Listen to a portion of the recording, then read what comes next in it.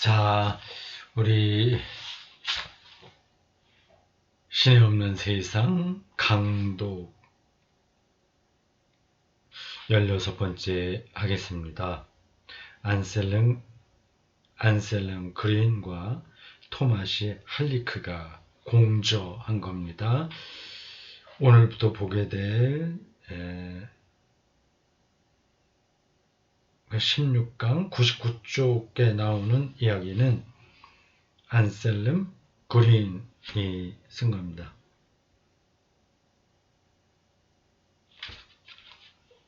전체적으로 보니까 지금까지로만 본다면 앞으로 또 어떻게 될지 모르겠지만 안셀름 그린은 조금 짧게 쓰고 토마시 할리크는 좀 길게 쓰네요. 예, 끝까지 그렇게 가는지 아닌지는 모르겠습니다.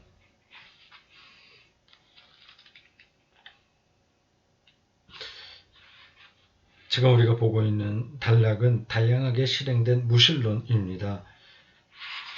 이 큰 제목 아래서 먼저 할리크가 신을 상정하거나 아니거나 라는 제목으로 상당한 많은 분량으로 글을 썼습니다. 이제 종교적 무감각에서 영적 탐색까지 갖가지 무신론 이런 제목으로 그린이 그렇습니다. 이런 그렇게 길지 않으니까 조금 한 번에 마치기는 버겁긴 하나 다 마치도록 하겠습니다. 99쪽입니다. 진부함부터 공격성까지 여러 가지 무신론이 진부하게 진행되는 것도 있고 이건 뻔한 얘기죠. 이건 늘 이제 아는 얘기. 또 공격적으로 하는 무신론도 있다. 여기는 리차드 도킨스 뭐 이런 사람들을 이야기하겠죠. 그러니까 뭐 지금 제가 잘 모르겠습니다. 재밌겠어요. 어떤 걸 얘기하는지. 우리 사회를 들여다보면 갖가지 무신론을 만나게 된다. 먼저 신에 대한 질문에 전혀 신경 쓰지 않는 무신론, 곧 자기 만족적인 일상적 무신론이 있다. 지금 한국 사회에 스스로 지성인이라고 생각하는 사람들에게 일반적으로 나타나는 현상입니다. 그냥 만족하게 사는 거죠. 신은 없어도 돼. 왜요? 일상적 무신론은 그렇게 특징 지었군요. 일상적 무신론은 만족과 성공, 금전과 돈과 일상 문제의 해결 등에 대한 질문들에 대답하는 것으로 만족한다. 그냥 돈 벌고 노후 이런 준비하고 뭐 그런 거 충분하지 이거죠. 일상적 무신론은 보다 깊은 질문들을 거절한다.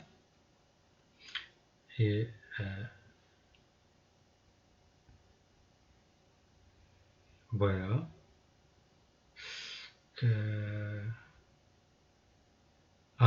단어가 생각 안 나네. 지나가겠습니다. 사람들은 그저 소비에 빠져 있다. 생산과 소비의 반복이죠. 또한 요즘 유행하는 것, 다들 자랑하는 것, 라이프 스타일로서의 과시해야 하는 것들에 빠져 있다. 많이 나타납니다. 일상적 무신론이라는군요. 그것은 피상적 무신론이자 얄팍한 일상성보다 깊은 질문에 대한 거부다.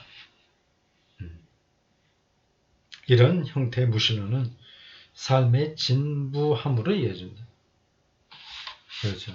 계속 쇼핑해야죠. 계속 재밌는 취미 생활을 해야죠. 진부하죠. 근데 그게 더 이상 들어가지 않는 겁니다. 어쩔 수 없어요. 기독교인들 중에서도 그런 사람들이 제법 될 겁니다. 그 다음으로는 지나치게 구체적인 신 개념들에 저항하는 무신론이 있다. 인간의 신비, 세상의 신비를 찾고 있는 탐색적 무신론이다. 정통 종교는 너무 그거는 유신론적이고 조금 수준 낮아. 우리는 더 근원적인 깊이로 들어갈 거야. 이런 거죠. 이 무신론은 신에 대해 오자가 나왔군요. 신을 대해가 아니라 신에 대해 전적으로 열려 있다. 그러나 너무 구체적인 신 형상에는 저항한다. 종교성은 있으나 굳이 기독교라고 하는 종교 형식 안에는 들어가지 않겠다는 겁니다. 이런 유형의 무신론은 모든 그리스도인에게 끊임없는 도전이다. 탐색적 무신론자들과의 대화에서 이들을 탐색적 무신론이라고 하는군요. 앞에서는 일상적 무신론이고요. 성격 규정이 재밌습니다. 탐색적 무신론자들과의 대화에 응하는 것은 좋은 일이다. 그들 덕에 부득이 우리는 자신에게 있는 신개념들에 대한 근거를 묻고 무신론자들의 질문에 버텨내는 신을 찾게 된다. 또 우리는 신자들에게 유아적이라고 비방하는 공격적 무신론과도 부딪힌다. 오늘날 공격적인 무신론이 가장 많이 이용하는 논거는 종교가 이 세상의 모든 전쟁에 책임이 있다는 것이다. 리차드 도킨스 이런 사람들 대표적으로 그런 주장을 합니다. 비슷비슷하게 주장해요. 공격적 무신론자들은요. 공격적 무신론은 사람들이 신에 대한 질문을 피할 수 없음을 보여준다. 이런 무신론을 신봉하는 사람들은 신앙인들에게 몹시 호통치는데 실은 그 자신이 불안하기 때문이다. 속으로는 신에 대한 질문에 설마 무엇인가가 있지 않을까 하는 의심을 품고 있다. 요세프 라칭어는 독일의 가톨릭 신학자이고 교황이 됐던 사람이에요. 라칭어는 무신론자도 자신이 세상을 제대로 해석한 것일까 하는 의심으로 늘 괴로워한다고 말한다.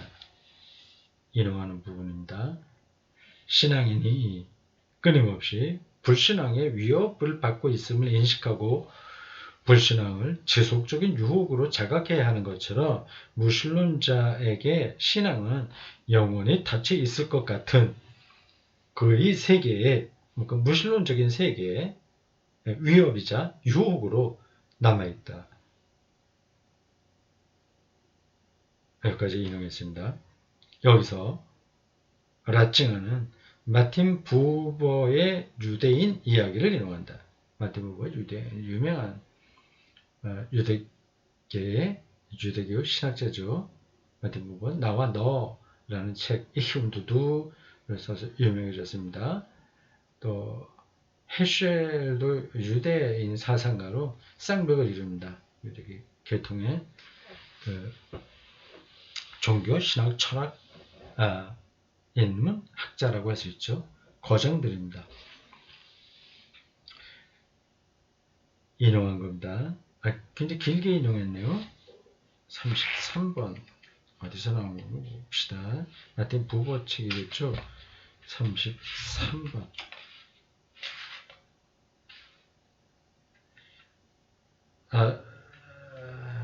같은 책 23대에 있으니까 라칭어가 인용한 부버의 책을 이제 재인용한 거거든요. 예. 굉장히 박식한 한 계몽주의자가 베드체프 사람에 누군지 모르겠어요. 베드체프 사람에 대해 듣고 그를 찾아갔다. 여느 때처럼 논쟁도 벌이고 신앙의 진리에 대해 그가 가진 시대에 뒤떨어진 논거를 못 쓰게 만들기 위해서였다. 자신만만하게 찾아갔나 봐요. 차디크, 하시디즘의 정신적 지도자 차디크. 베드체프 사람이 차디크를 따르는 사람이네요. 하시디즘의 정신적 지도자예요. 유대교 신비주의입니다. 방에 들어섰을 때 계몽주의자는 그가 손에 책 한 권을 들고 감격한 듯 깊은 생각에 잠겨 왔다 갔다 하는 모습을 보았다.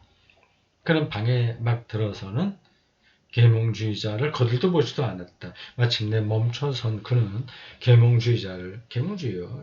굉장히 잘 계몽시켜서 인간을 아주 극치에 고양된 존재로 만들 수 있다. 인간 스스로에게 구원의 가능성이 있다. 뭐 그런 쪽의 입장이죠. 계몽주의는요.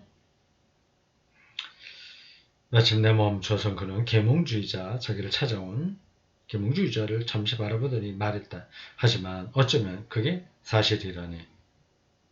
엉뚱한 말로 들리네. 뭔가 봅시다. 계몽주의자는 자신을 아무리 다잡아 봐도 소용이 없었다. 무릎이 덜덜 떨렸다.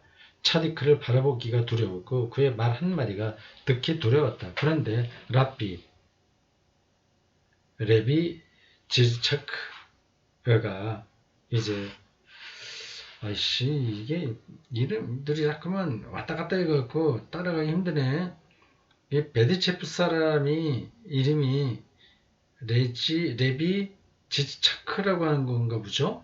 그 랍비 그래서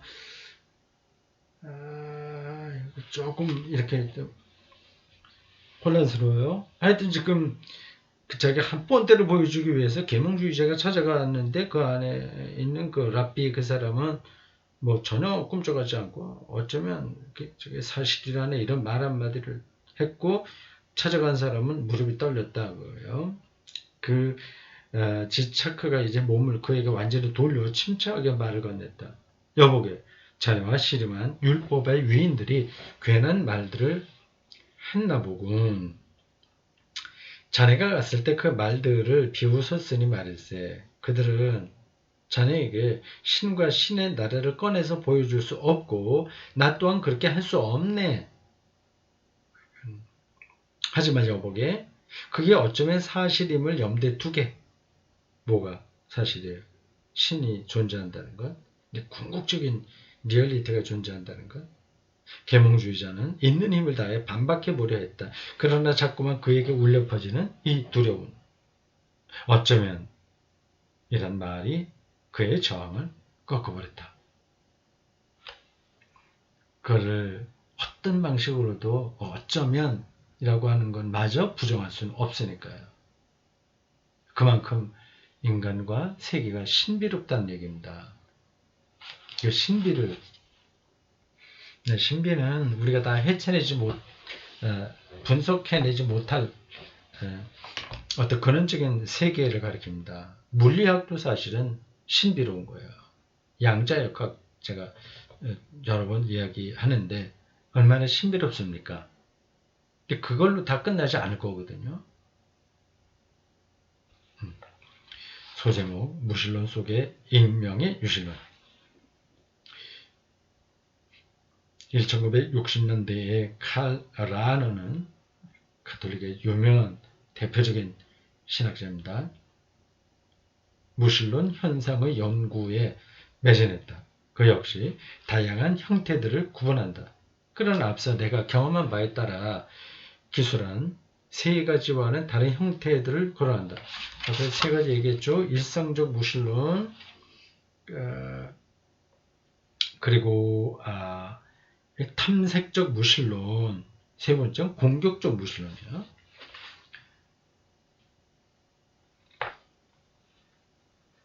라너에게 첫 번째 형태는 세속화로 생겨난 것이다. 세상 사람들은 신을 그리워하지 않는다. 신은 시끄러운 세상 앞에 나타나지 않는다. 라너는 말한다. 칼 라너. 익명의 신앙이라는 그 신학 용어로 특징적인 그런 신학자입니다. 그러므로 세속적 무신론은 예컨대 아우슈비츠 이후 더 이상 신을 믿을 수 없다고 선언하는 비극적 염세적 무신론과는 완전히 다르게 대해야 한다. 이 끔찍한 사건을 방관하는 신? 그건 없어. 그런 무신론과는 완전히 다르다. 세속적 무신론은 그러게요. 또는 자기 현 존재의 내면과 너머에 있는 절대적인 신비를 향한 밑줄 치고 잘 읽어보세요. 인간의 초월적 피지지성을 주제화하기를 꺼리기만 하는 무신론과도 다르게 되어야 된다. 아이고, 좀 까다롭네. 이걸 대해 설명하지 않겠습니다. 우리가 규정할 수 없는 근원적인 힘이 있다는 겁니다. 후자의 무신론은 사람들이 신을 입에 담고 자기 삶에 계산에 넣기 시작할 때 우상들을 숭배하는 것을 염려하는 무신론이고, 신에 대한 외경 탓에 신을 믿지 않고 자기 현 존재라는 침묵의 사막에 정직하고 용감하게 남아 있으려는 무신론이다. 침묵의 사막에서는 신과 같은 것을 찾을 수 없다. 신이 신으로 남아야 한다면 신과 같은 것을 절대 찾아서도 안 될 일이다. 인용한 이 부분이 조금 좀 복잡한 이야기입니다. 그냥 넘어갑시다. 칼 라너에 따르면 순수한 무신론자라 있을 수 없다. 그런 무신론자를 선언한 경우에도 익명적이며 비주제적인 초월적 유실론 때문에 존재할 수 없기 때문이다. 이게 무슨 말이에요? 있을 수 없다는 건데 뭐냐? 무신론자다 이렇게 선언하게 되면 익명적 이름이 감춰져 있다는 겁니다. 비주제적인 주제로 나타날 수 없는 초월적 유실론 때문에 존재할 수 없게 됩니다.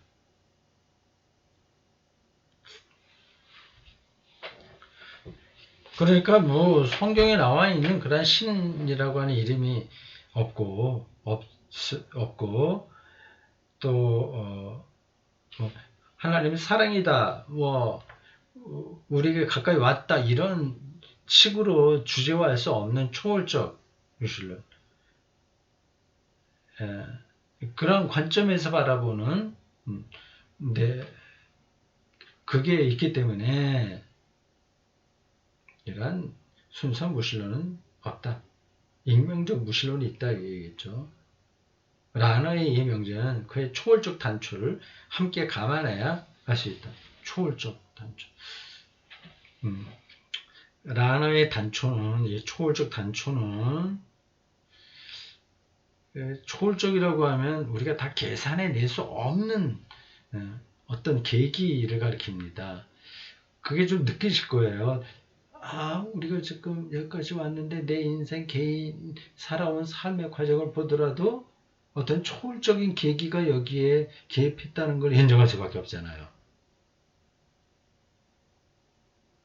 라너의 단초는 인간이 무언가를 사고할 때는 언제나 구체적인 대상을 넘어서서 절대적 지평, 결국 하나님을 사고한다는 것이다. 그가 구체적인 하나님을 말하지 않더라도요. 인용했습니다. 하나님과의 만남이 적어도 익명적으로, 비주제적으로, 초월적으로 일어나지 않는 인간 존재는 없다라는 걸 이렇게 보는 겁니다. 세 가지. 익명적으로, 이름이 숨어서, 비주제적으로, 주제화할 수 없는 방식으로, 초월적으로. 진리가 다시 인용한 거예요. 진리가 절대적으로 설정되는 곳이라면 어디에나 신은 어쩌면 완전히 익명이라 하더라도 초월적 숙명과 함께 주어져 있기 때문이다. 또한 이런 인간이 초월적 함의를 주제화하여 말로 옮길 수 없거나 죄 없는 상태에서 현 존재의 철저한 신비를 포기하고 그에 대해 눈을 감을 때는 더더욱 그렇기 때문이다.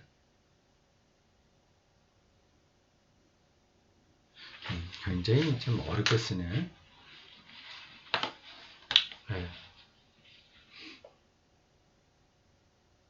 아무리 저희가 구체적인 기독교의 신을 부정한다고 하더라도 그는 더 근원적이고 절대적이고 초월적인 어떤 거를 머리에 담지 않을 수 없다고 하는 겁니다. 아니 뭐 아무것도 없어. 신도 없어. 이거 무의미한 거야. 그냥 먹다 재밌게 살다 죽으면 그만이야. 이렇게 하더라도 그걸로 자기가 말은 그렇게 하더라도 그걸 끝나지 않는 거죠. 좀 나는 도대체 어디서 온 거지? 끝나고 없다고 하지만 그래도 먼지가 남는데 이게 도대체 어떻게 되는 거지? 그런 데까지는 생각이 가지 않겠습니까? 나라는 존재는 왜 이 땅에 태어났지? 이거는 궁금하지 않습니까?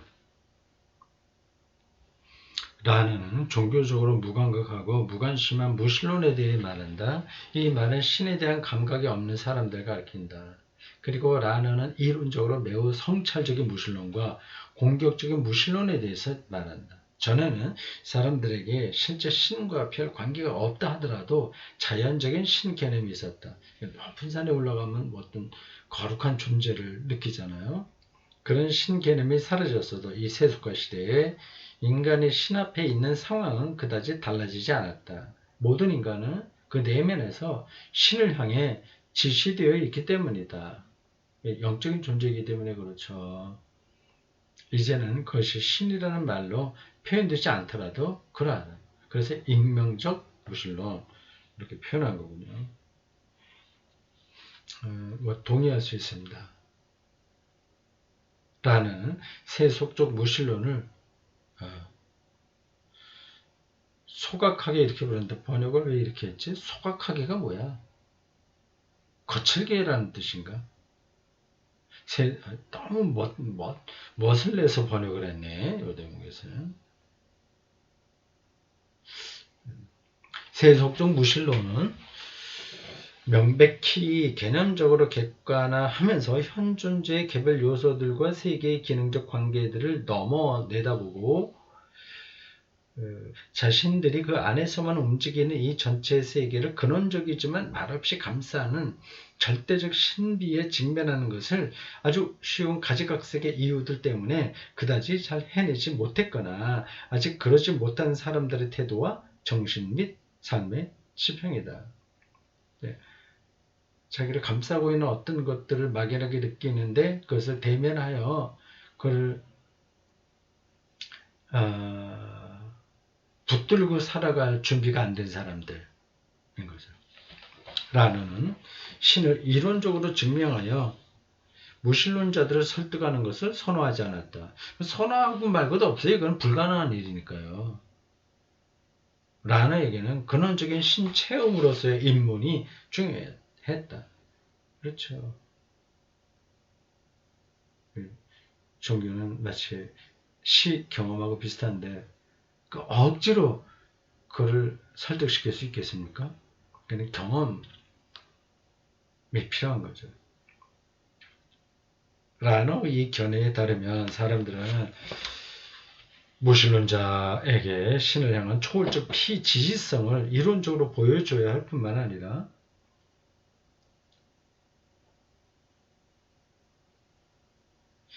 이런 표현들이 너무 딱딱한데 초월적 피지지성 지시한다. 초월적 피지지성 이렇게 뿐이 표현이 안 되나? 번역을 이렇게 뿐이 안 되나? 지시한다. 지시받는다는 거예요. 초월적으로 지시받는다. 어떤 것으로부터 내가 규정된다 그런 뜻이죠. 그걸 이론적으로 보여줄 뿐만 아니라 또 구체적인 인간에게 원하든 원치 않든 그의 삶 어디에서 익명으로 아노님이죠. 그런가? 익명으로 눈에 띄지 않게 그런 체험을 하고 있는지 가르쳐 줘야 한다. 아무리 종교가 없다고 하더라도 봄날에 따뜻한 햇살을 받으면서 지금 내가 어디 있나 그걸 다 넘어서는 느낌들이 있잖아요.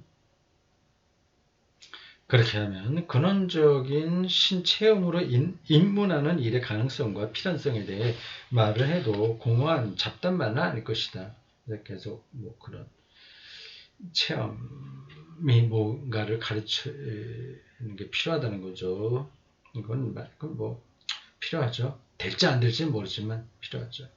이런 입문의 전제는 다양한 형태의 무신론, 특히 세속적 무신론으로부터 나온 논박들에 대해 명백한 유신론의 선포자들이 더 많은 실존적 경험이 있는 것이다. 그린이 이 대목에서는 글쓰기가 좀 산만하네요. 산만하다기보다도 좀 매끄럽지가 않네. 다른 사람의 말을 자꾸 그대로 인용해 갖고 쓰면 안 됩니다. 자기가 충분히 소화해서 그냥 자기 말로 전달해야지. 이 라너의 글을 이렇게 직접 쿼트 인용해서 쓰면 어떤 그 글의 흐름이 조금 쉽지 않아요. 이게 이제 흐트러질 수 있습니다.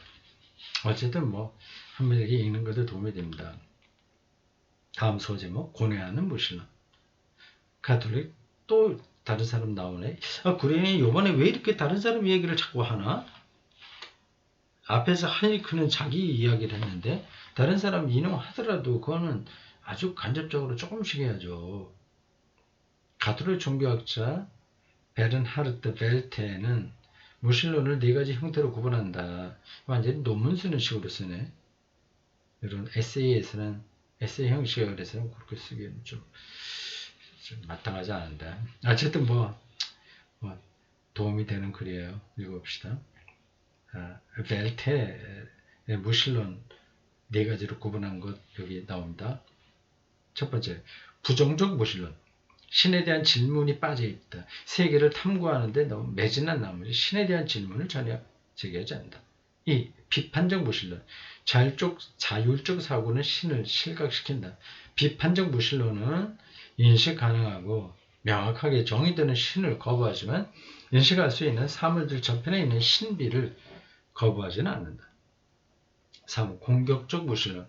인간 스스로 신이 되려고 한다. 벨테는 권력 의지를 이런 형태의 진짜 원인으로 본다. 신이 되고 싶은 거죠. 대통령 되겠다. 이게 많은 경우에는 자기 신성화입니다. 무제한적인 자유의 격정은 한계를 정하는 신을 참을 수 없다. 4. 고통받는 무신론. 인간은 고통의 의미를 품다가 절망한다. 이런 형태는 이렇게 묻는다. 신이 만들었다고 하는 세상에 고통과 불의로 가득 차 있다면 신은 존재할 수 있을까? 이런 거는 이미 앞에서 얘기한 거잖아요. 사람들과 대화를 나누다 보면 나는 특히 고통받는 무신론을 많이 마주친다. 그들은 더 이상 신을 믿을 수 없는데 자신의 삶에서 너무 많은 일이 어긋났기 때문이다. 한 남자가 아내를 암으로 잃었다. 그의 아들은 자살했다. 그 남자를 신으로부터 떼어놓는 것은 슬픔만이 아니라 삶의 허무다. 한 엄마의 때이른 죽음에 한 젊은 남자가 더 이상 살고 싶지 않고 살 수 없는 현실에 무슨 의미가 있을까? 고통받는 사람과 대화를 나눌 때는 고통에는 의미가 있다고, 고통 속에서 신이 붙잡아주는 것을 느껴야 한다고 성급히 말해서는 안 된다. 당연하죠. 고통받는 사람에게 그것은 공허한 말이다. 우선 나는 고통의 무의미를 함께 견뎌줘야 된다. 그의 절박과 반발을 견뎌줘야 하고 그런 다음에야 나 자신에게 이렇게 물을 수 있다. 이런 상황에서 신앙은 나에게 무엇을 의미할까? 그럼에도 내가 신앙을 고수할 수 있을까? 그리고 나에게 이런 고통을 강요하는 신은 어떤 신일까? 라는 내가 고통의 불가해성을 인내해야 하고 그 속에서 신의 불가해성을 고대해야 한다고 말한다. 이건 특별한 나라 아니에요. 그리고 아마도 반발과 절망이 지나가고 나면 언젠가는 신의 불가해성에 자신을 맡길 수 있을 것이다. 욥이 그랬죠. 욥기에 나오는 욥. 그리고 그 속에서 신의 불가해한 사랑을 만나리라고 믿을 수 있을 것이다. 예.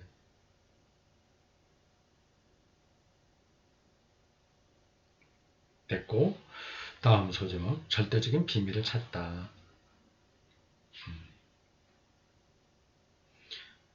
교회와 좋지 않은 일을 겪어서 신앙인들에게 환멸을 느끼는 사람들이 있다. 무신론자들을 선명한 중에 있습니다. 나는 그 이후로 무신론자가 된 형태도 만나게 된다. 무신론자가 된 형태가 아니라 이거는 사람이에요. 아마 독일어로 게슈탈트라고 되어 있을 겁니다. 게슈탈트가 형태라는 말 의미도 있지만 사람이라는 뜻도 있어요. 어떤 구체적인 사람. 제가 알기에는 그렇습니다. 열의에 찬 한 젊은 여성이 있었다. 미사 복사였다. 여자들도 복사를 하나요? 그런데 자신이 바라는 만큼 해내지 못하자 복사는 이제 신부를 도와서 미사를 옆에 돕는 겁니다. 주임 신부가 그녀를 모욕했고 그녀의 신개념은 무너졌다. 강론도 대단히 경건하게 하는 그 신부가 그렇게 자잘하게 없다면 신앙도 아무런 의미가 없었다. 그녀는 신을 등졌다. 그러나 신에게서 등을 돌린 것은 사실 그 신부를 공격하는 행위였다. 예, 그렇죠. 때로는 개인적인 이유로 더 이상 신을 믿지 못하게 되는 경우가 있다. 개신교에서도 많이 벌어지는 겁니다.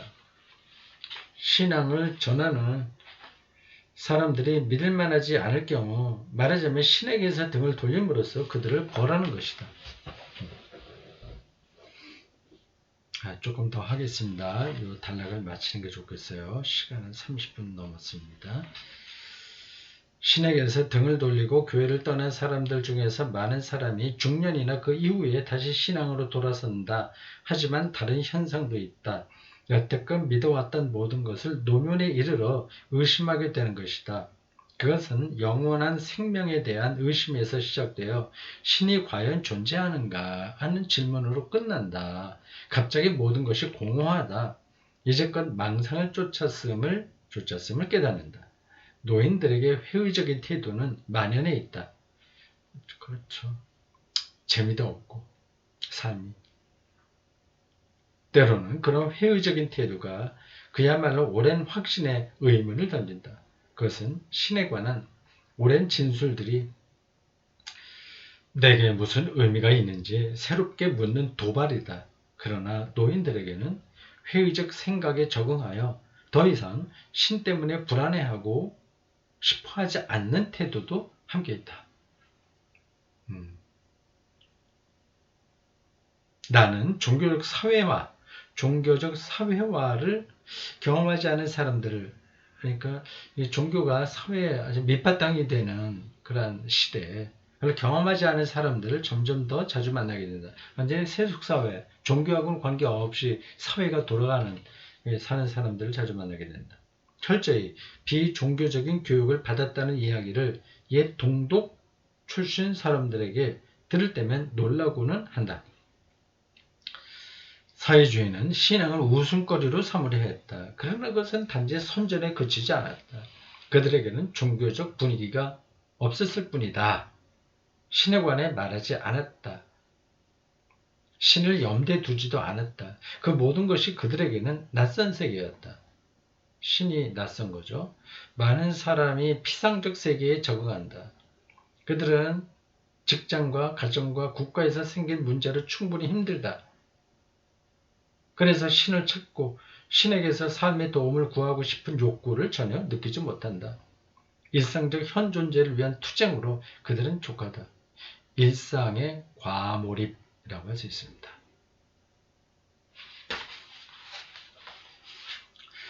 그러나 비종교적 환경은 옛 동독만의 일이 아니었다. 나는 옛 서독에서도 종교적으로 사회화되지 않은 젊은이들을 갈수록 많이 만나고 있다.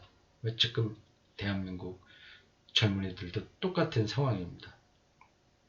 그들은 교회와 연결되어 있지 않다. 부모들은 그들에게 신에 대해 아무것도 말해주지 않고 미사에 가지 않거나 더 이상 가고 있지 않으며 심지어 그들이 어렸을 때 예컨대 목사가 되고 싶다고 하면 그것을 맡기까지 한다. 자네들은 부모들에게서 신을 탐색하기 위한 지원을 받지 못하고 있다. 오히려 반대다. 이전 투구로 돌아가는 세상에 생존해야 되니까 거기에 몰두하는 거죠. 삶을 살아가는데 신이 필요하지 않다고 몸소 부모들이 보여준다. 우리는 오늘날 신 없이 성장하는 이 세대가 20년 후에 어떤 태도를 취해야 할지 알지 못한다. 확정된 전제는 점점 더 넓은 범위의 사람들이 교회와 결별하고 신과도 작별을 구한다는 사실이다. 우리도 그렇습니다. 가나안 교인들이 많아지고 있어요. 또 지성인들이 주로 많이 그렇습니다. 이거 위기죠. 물론 교회에 등 돌린 사람들 중에는 여전히 자신의 영성을 추구하는 사람들도 많다. 그들은 묵상 프로그램에 다닌다. 비교 서적을 읽는다. 비교, 비밀스러운 어떤 종교의식을 행하는 거죠. 티베트 불교나 뭐 뇌훈련, 뭐 명상훈련 이런 것들입니다. 영적 치유력에 관심을 보인다. 그들은 신적인 것에 열려 있고 영적 갈망을 분명히 갖고 있다. 문제는 이것이다. 탐색하는 사람들과 우리가 어떻게 연결되는가? 그들과. 그리고 어떻게 그들의 마음을 움직일 수 있는가? 때때로 그들은 대단히 막연한 신개념을 갖고 있다. 명상 훈련을 했더니 두통이 없어졌더라. 뭐 이런 식. 그래서 어쨌든 초월에 열려 있다. 그래도 어쨌든 초월에 열려 있다. 우리가 여기서 마음대로 다룰 수 없는 어떤 세계가 있다는 것을 인정하는 거죠. 칼 라너의 신학에 따르면 중요한 것은 신비를 향한 탐색을 진지하게 받아들여 그들과 대화를 나누고 그들로 하여금 다음의 내용을 깨닫게 만드는 일이다.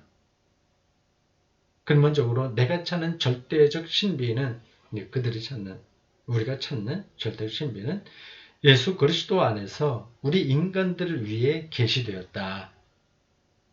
그걸 이제 깨닫게 하는 거죠. 그들의 절대적 신비는 붙들고 있으니까요. 이 절대적 신비는 2000년 전에 살았던 인간 예수, 우리에게 말씀을 남겨준 예수 안에서 볼 수 있고 겪을 수 있게 되었다. 예수의 말씀이 우리의 가슴과 이성을 삶의 신비에 대해 그리고 그로써 신의 신비에 대해 열어준다. 요거까지 가도록 그들을 이끌어내야 된다. 그 얘기죠. 자, 수고했습니다. 예, 도움이 많이 되는 내용이었습니다. 고맙습니다.